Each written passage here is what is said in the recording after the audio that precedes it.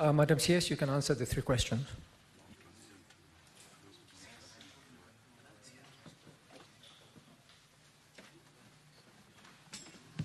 Thank you, Honorable Speaker and honorable members. The question by Senator Kavindu regarding Bishop Kioko, I think it's what I have responded to previously, and this is now the faith-based facility, and that the resources that we are receiving, as I did say, we have received a letter from Treasury confirming that we are going to receive the monies. So we await to receive the money, and we expect that they will hit our account this week. The National Hospital Insurance Fund is already working to ensure that once we receive the money this week, then from next week, payments should start going out to those claims that have been verified. And regarding the strike, and for me to give a definite date as to when the doctors will go back to work. Honorable Speaker and honorable members, I would like to say that we are now in process of a negotiation. And within a negotiation, I am not able to confirm with certainty that then by tomorrow they'll be back to work. Of course, I would like that we finish in the shortest time possible. In fact, I would like that even since the matter is coming up for mention today by the Employment and Labor Relations Court, if out of it then doctors are able to go back to work today, that would be the ideal situation for us as a country. But we are going to put our best foot forward in this negotiation so that we ensure that then we go back to operations soon as possible. On the question raised by Senator Cherargei, I would like to confirm, first of all, that the medical officers, who in turn medical officers are not 1,500, but they are 1,210. This includes medical officers, pharmacists, and dentists. But after they went on strike, other cadres joined them. That is the clinical officers who joined the strike, and also the medical laboratory officers who joined the strike. So as we speak today, we have the medical officers on strike, we have the clinical officers on strike, and we have the laboratory officers on strike.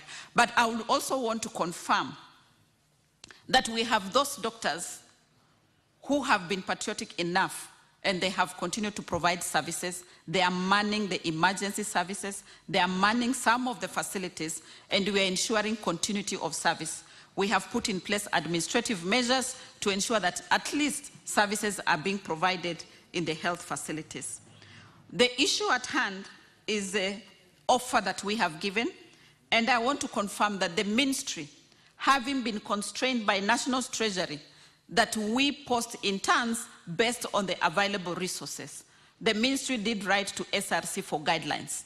And the guidelines we received from SRC is that the interns ought to get a stipend and not a remuneration. So the stipend that was offered is 70,000 shillings. And that is what we have offered. As I did indicate, the letters have gone out for medical officers, and we are going to begin taking stock from tomorrow in terms of those who have reported.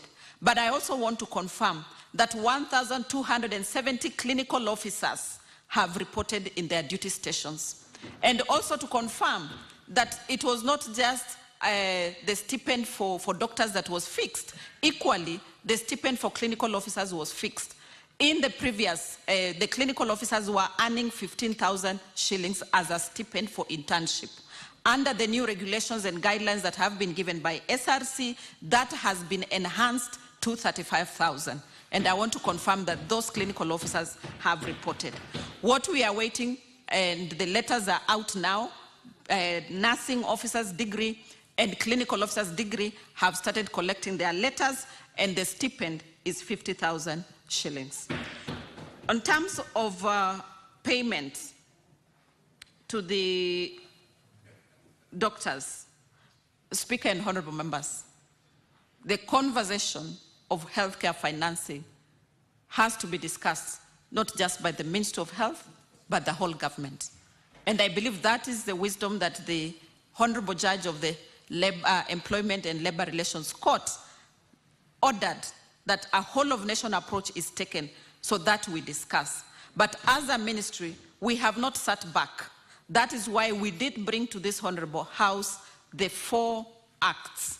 And from the 4 acts, we have the Social Health Insurance Act, which in itself is supposed to enable us to collect resources and use those resources for providing healthcare services. One of the items that is going to be recovered by the resources from the Social Health Act is payment for all human resource for health officers across all cadres. And I really want to thank the nurses who have continued to work, to thank the doctors who have continued to work, and to thank all the cadres who have continued to provide services amid this crisis. Speaker and honorable members, I submit.